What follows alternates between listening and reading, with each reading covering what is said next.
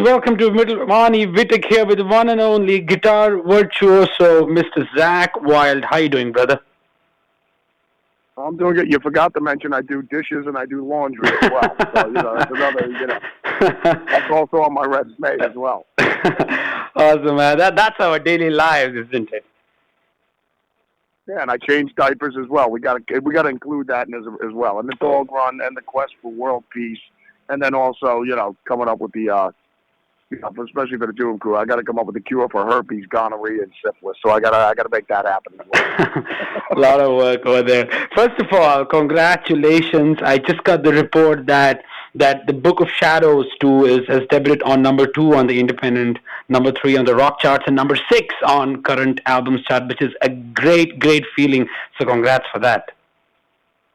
Yes, it's the power of our almighty Black Label family knocking it out once again. So I'm beyond grateful, man. So it's definitely very exciting. So it's a lot of fun. So we're all looking forward to actually playing this stuff live for sure. So it's going to be we're definitely looking forward to it. It's going to be really cool. Awesome, man. Good to hear that. It clearly indicates that your fans are loving the album, but for you personally, how has been the response since you released the first track, which touched the heart of thousands of, metalheads? No, I think, doing this, because everyone always is asking, like, how long did it take you to write the record? Well, I mean, the way I usually work, this thing took me probably about a month and a week, actually just sitting around writing songs. Because the way I usually work, if you managed me, you were like, Zach, the guys are going to come out to the Black Vatican in about a little bit over a month or whatever. I'm like, well, how long do I have till the fellas get here? You're like, well, you got about a month and a week. And I'm like, all right, well, I got a month and a week to write a record. So every day you just go out there and you start writing. Because the way I look at it is you got a 3-mile radius and there's dinosaur bones out here. And me and you were looking for dinosaur bones. And it's just like, we'll start here today. And hopefully we'll find some. But if we don't find anything, we'll look over there tomorrow. So, but we know we know they're out here. It's just a matter of me and you digging and finding them. Right. So that's the way I look at it. So like I don't get frustrated if I don't come up with something I don't like. You know what I mean? It's just like just keep writing. You just got to keep writing and digging, keep digging and digging and digging until you hit something. So that's my approach to it. So and it's fun. It's just to me I love the whole process. So. Of coming up with you have the germ of the idea, and then it starts coming out, and where it morphs and what it mutates into, and then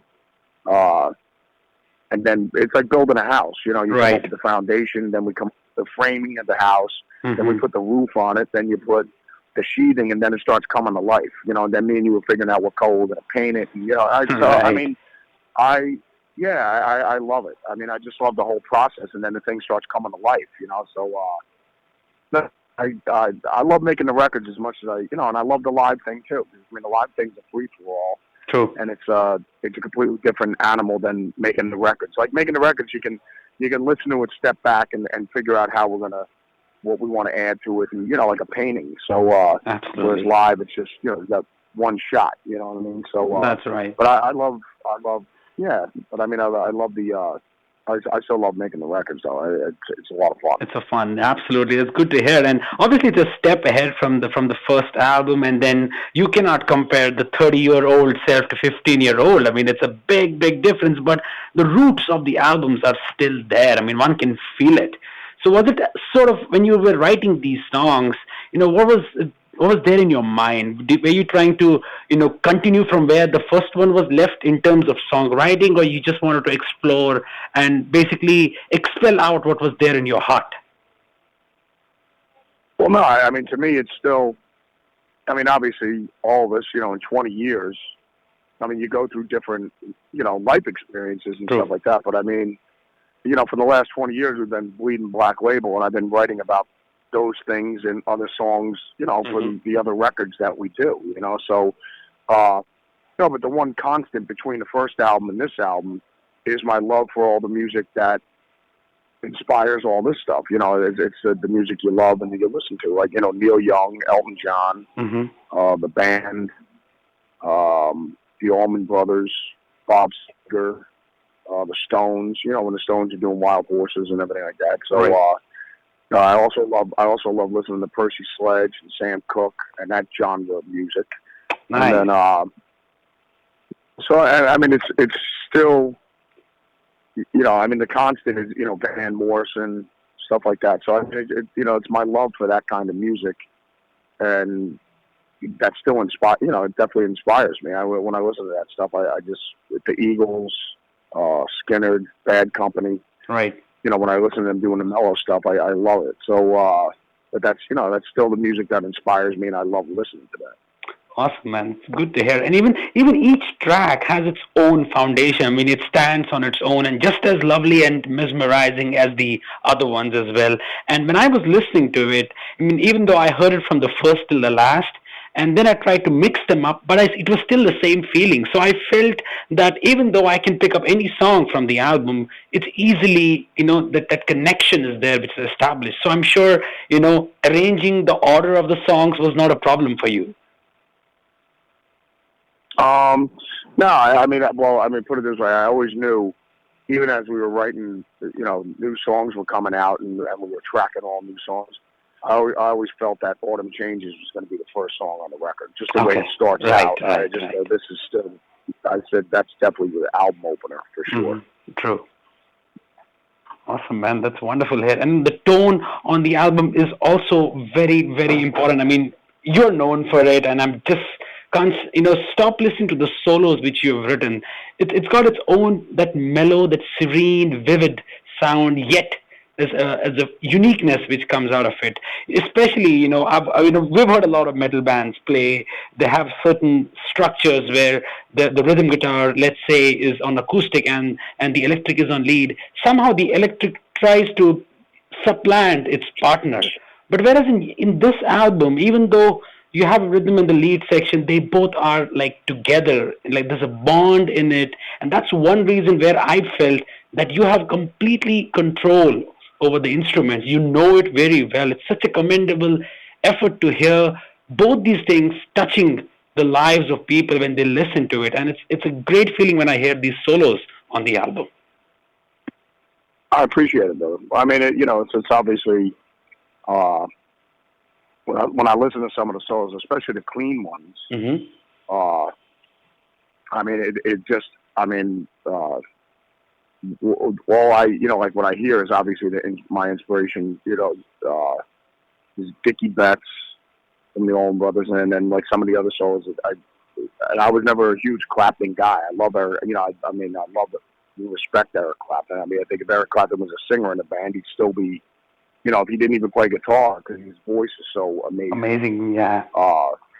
You know, I mean, yeah, but I think like a lot of the solos, I'm like, wow, that sounds like very Clapton-y. You know what I mean? So, you know, because a lot of his solos are really beautiful, really, really beautiful solos when he does his mellow stuff. So, but yeah, I mean, like even one of my friends said, he goes, wow, that really sounds like a lot like Eric Clapton in some of these solos. I was like, yeah, it actually does. So, but I think it's just, I think like everybody else, you know, your music is a reflection of all the things you love. Absolutely. And the things you listen to. Absolutely. So, you know, and it's and you play what you love listening to. You know, I think that's what you write and that's what you enjoy listening to. So, yeah, I think it's just the whole record, just a conglomeration of all the musicians and bands that I love. Absolutely, and good to hear that. And, you know, did you have any apprehensions while writing this album, given the circumstances that your last solo album obviously came even before Black Label Society was formed? So, you know, was it sort of a thing at the back of your head that how is this going to shape up? Because Black Label has been a strong foundation, and obviously, you know, your own personal solo has been totally a different side. So was it kind of, when you were writing, that maybe certain riffs from Black Label came in which you kind of avoided instead of just focusing on the solo part of you?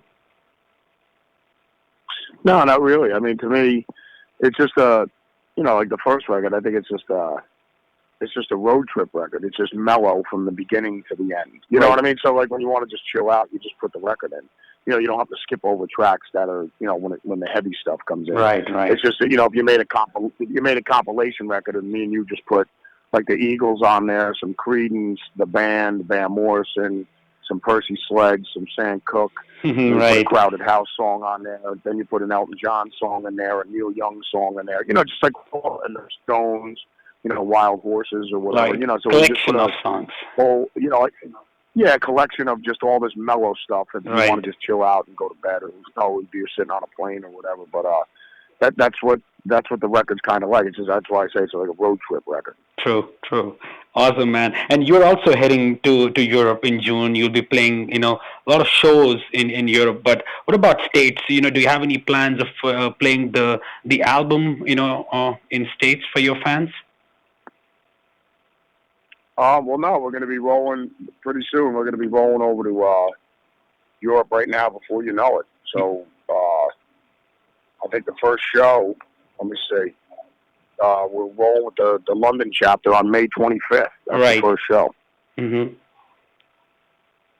And then so definitely looking forward to that. You have a month-long trip. I think you're also playing in Munich as well, in Germany, so it would be great to catch you live there. So, you know, any plans of bringing the same material to States for your friends, you know, fans in Canada or maybe somewhere in States? Yeah, we're definitely going to be doing it. I think during the summer we'll be back in America. I mean, the whole plan is to go around the world with the tour, you know, so visit all the chapters. So, I mean, go to Australia, New Zealand, nice. Go over to Asia, visit all the Asian chapters, the Canadian chapters, I mean, all over Europe. So, I mean, yeah, I mean, the whole thing is we're definitely looking forward to touring behind the record, you know, I mean, for sure, you know, doing the mellow stuff. Awesome, man. That's good to hear. And, you know, fans obviously have a great, you know, respect for your playing, but there's also a strong connection when it comes to Ozzy as well as you. And it's been some time since fans haven't seen you together. So, you know, you obviously share a very good bond, very great bond with them. But is there anything planned, you know, where both of you could be at least seen on stage together, hopefully soon? Well, you know, we always do the when I get invited, when Mom calls me up to do the Ozzy and Friends thing, that's always fun. So we get up there and jam with the boss. Yeah, it's for sure. It's a great time. So I mean, but Gus is a good buddy of mine, and Gus is phenomenal. I mean, he's an amazing player and everything like that. So I mean, Gus is the guitar player with Oz now, and you know, so. But I mean, if Gus wasn't doing it, or and Ozzy called me up, you know, I mean, I'm just a phone call away. I mean, my relationship with Oz and Mom is just, you know, if they called me up to bring over milk and eggs, I'd do it, you know, so, because I love them.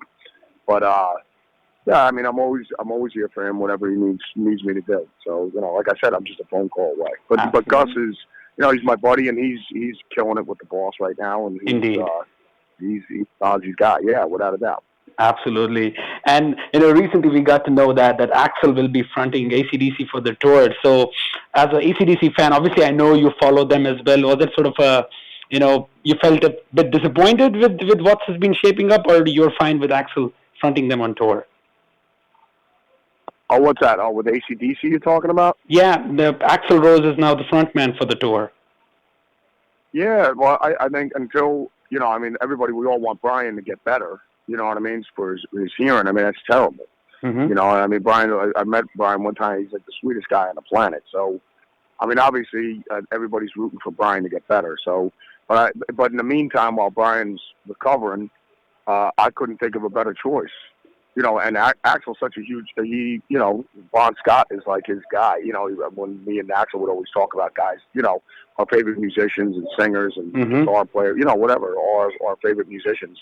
You know, we both love Elton John and everything like that. Just whenever we talk about all the bands and musicians and stuff, like that, you know, like Bon Scott was he was like that. Because like, you know, as far as singers go, he was like that. That was my guy. So I mean, awesome. So for Axl, I mean, I'm sure he's beyond honored that he could actually, you know, he's gonna sing with the guys. So you know, it's like Ozzy playing with the Beatles, and because Ozzy's love for John Lennon, and they're gonna ask him to, you know. Sing for, you know, in for John Lennon's parts, you know what I mean? So it'd be like Ozzy be beyond, he'd be speechless, you know what I mean? Absolutely. So, no, I think Axl's going to be beyond honored, and I think it's going to be awesome, because, I mean, Axl loves that stuff. So, you know, in the meantime, until Brian gets better, I couldn't think of a better way to do it. Right, man. Good to hear that. And what are the future plans of Black Label? I mean, it's been 2 years since Catacombs came out. So, anything planned this year for the band to maybe write an album? Yeah, well, after we tour, it's going to be, the rest of my Black Label brethren. It'll be JD's, Father Jeff, and Father Dario, and we're all going to go out and do the Book of Shadows stuff. So once we get done with that, then it'll be back to, cranking up the Wild Audio Master 100s and then blasting out riffs. So the riffs will be next. So that's what comes up. That's what we'll be working on. Awesome, man. Good to hear that. I look forward to see you in Germany in June, obviously. But over the period of time, I don't know whether you have ever received an offer from India. I mean, you have thousands and thousands of fans here. Because right now, I'm in India and I'm calling you from here. And I know that people here are waiting to see ZAKK WYLDE live. Well, I'm going to have to tell my agent that so we can definitely get out there. That would really be cool. Without a doubt, man. Absolutely. Would be great to see you here down the road. I'm sure your fans are going to love it. But for your tour, as also for for all the entire package which is planned for Black Label and also for your European tour and also, like you said, in States, I wish you good luck with that. It was fun. It was an honor having a chat with you. Before I conclude, how about ZAKK WYLDE in his own style describes the sound of Book of Shadows 2 in just one sentence?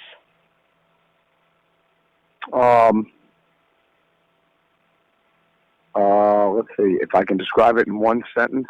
Mm-hmm. When you're going on a road trip with your buddies, take along Book of Shadows too. That's it. That's a road trip, you said, and it perfectly summarizes the road album. Trip record. Awesome, man. Good to hear that. Thanks, Zach. A great chat with you. You have a great day ahead, and I'll catch you on road soon, brother. All right, man. We'll tell the rest of our India chapter out there. Indeed. I'm going to work on that as well. Yeah, just tell them to stay strong, keep bleeding Black Label. God bless, and hopefully we'll be rolling out there soon, and we can all and we'll all hang. Awesome, man. Good to hear that. You take care of yourself. I'll catch you soon, huh? Take care, brother. Great talking to you. See ya.